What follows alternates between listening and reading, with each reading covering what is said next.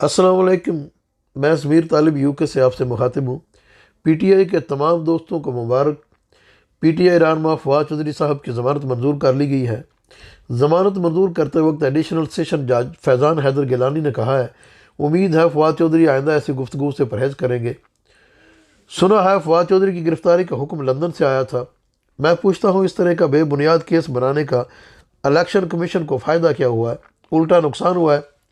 पहले सिर्फ फवाद चौधरी ने मुर्शी कहा था, अब पूरा पाकिस्तान कह रहा है। बहरहाल पीटीआई के कारकुनान का इस्तिकलाल काबिल तकलीद है। ख़ास तौर पर मिसिस हिबा फवाद चौधरी की हिम्मत और बहादुरी मिसाली है। वो हर वक्त अपने खामद की रिहाई के लिए कोशिश रही हैं।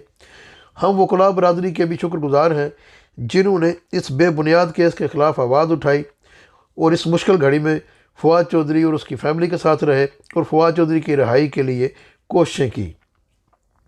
मैं अपने तमाम पीटीआई के दोस्तों से ये गुजारिश करता हूँ कि इसी तरह सीसा पिलाई हुई दीवार बन के रहें और हर जुल्म का मुकाबला इसी तरह करें। शब जुल्मत की सुबह होने ही वाली है, अब ज़्यादा देर नहीं है इंशाअल्लाह।